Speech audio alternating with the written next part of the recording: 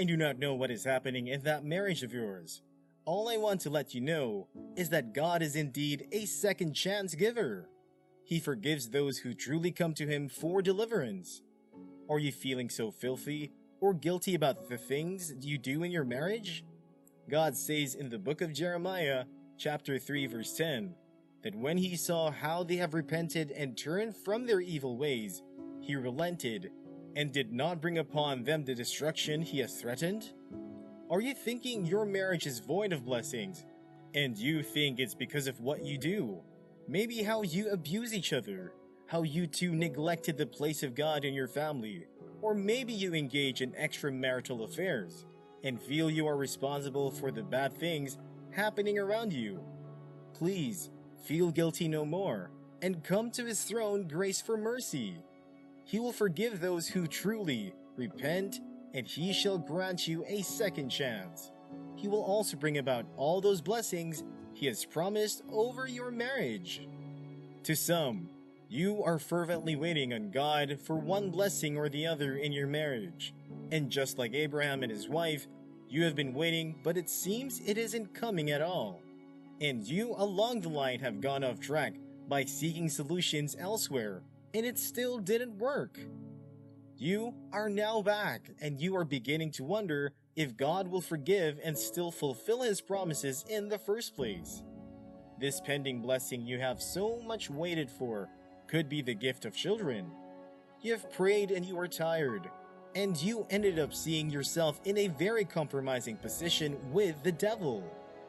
You out of desperation have gone out of the Lord's way, just as Sarah and her husband did. You have come back to your sins and are thinking if God will forgive you and still gift you children just as He promised. Children are gifts from God. Happy is the man that has his quiver full with them. Well, I have good news for you. God is a God of the covenant. As far as it pertains to Him, He will always keep His part of the promise. It is always the human who breaks the agreement, and never God. Do not look at your failures. Go boldly before His throne and ask for mercy. Pray. He restores His blessings into your home, and He will assuredly do so. It could also be that before you got married, God made a certain promise to you. Now that you are married, you don't seem to be seeing things working the way they are supposed to, and you are confused, wondering what the cause is. Worry no more, and go back to Him in prayer. If it persists, fast too. Call upon the Lord with a sincere heart, and He shall hear you and restore any missing or hanging blessings in your marriage. Brethren, everyone who comes to God receives a chance at a better life eternal, and marriage too. At times, you might be so engrossed with the happenings around your marriage that you might find it difficult to pray. This is because the devil is so mischievous in many ways. He tries all he can just to guilt-trip you for you to feel bad and be unable to pray. It is understandable because human flesh is weak. If you find yourself in such a situation, never give up. Keep groaning from within, and the great intercessor, the Spirit of the Lord inside you, will quicken you and make you stronger. Do not feel defeated, because if you do that, you are giving the enemy, the devil, an edge over your family or marriage. God is a second chance giver, no doubt about it. Try Him and see, call upon Him, and let Him take the lead in your marriage, and I can assure you that every missed marital blessing will be restored, and He will give you a second chance at that. God is the same yesterday, today, and forever. If He gave the likes of David, Adam and Eve, Abraham and Sarah, with so many examples in the Bible, then my dear, He is the same today too, and is still doing good to His people. Your case is not different. You are His child, and He also cares for you, and wants you to enjoy His blessings in marriage and even in life at large. Just trace your steps back to Him. May God help us all to have and experience blessed marriages. God is of no doubt the God of a second chance. He doesn't and will never give up on you or anything that has to do with your marriage inclusive.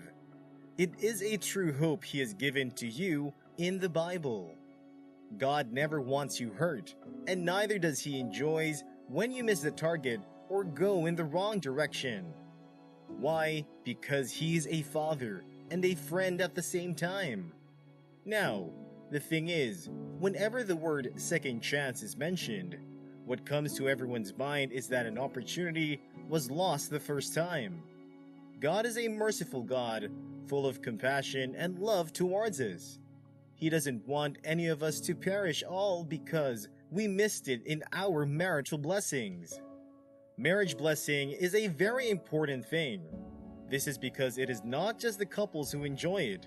It is as well significant for their ancestral lineage, their descendants, and the human community at large.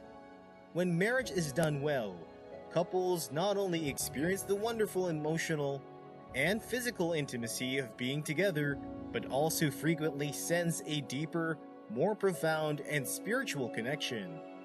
Marital blessing comes in different ways and forms, such as a passion for each other and God, purpose, children, companionship, intimacy, fellowship, and so many more. In the Bible, the first couple enjoyed fellowship with God, walking and talking with Him. They knew Him and they knew each other. Passion in marriage is so important.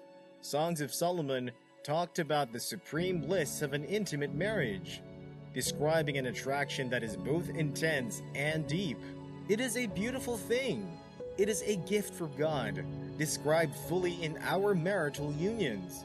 It is both passionate and companionate. The purpose is also a gift experienced in marriage. It gives you a sense of meaning and belonging to something bigger in life. Now, the Bible, which is the Word of God, is full of examples where God demonstrated Himself as a God of second chances in marriages and even in life at large. Adam and Eve are examples of God's first desires that no one perishes, but all should be happy while fulfilling His grace and glory. When He created them, they had no clothes, and when the need for it came, He sacrificed a lot of animals from His garden to make skin clothes for them, just so they don't go naked, even though they did something offensive to Him by disobeying a command He gave them. Genesis chapter 1 through 5.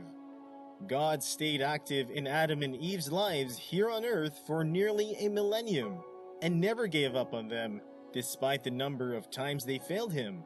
Abraham and Sarah is another example of God's demonstrated feature as a God of a second chance.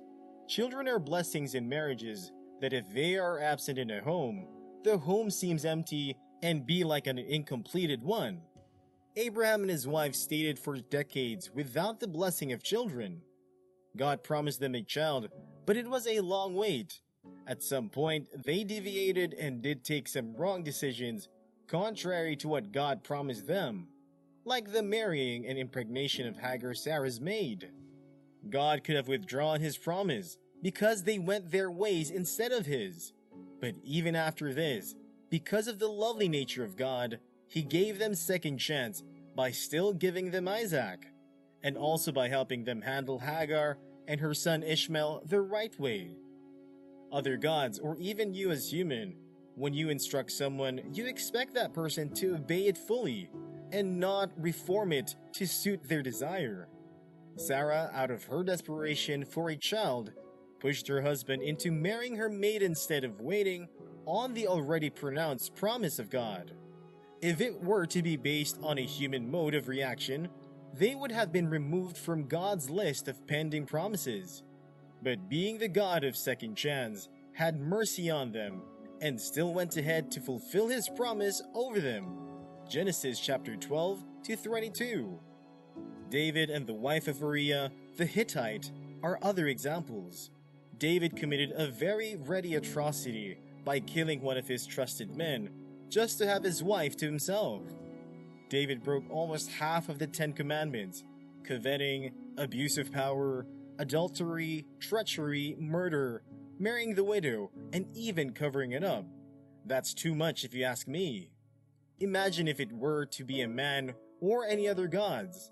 The two would never have had a blissful marriage, or maybe they would have been struck to death immediately due to what they did.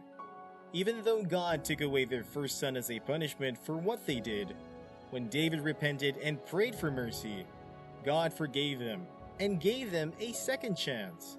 Men would have done worse than this, but God didn't just forgive them. He even gave them a son who ended up being the heir to the throne of his father.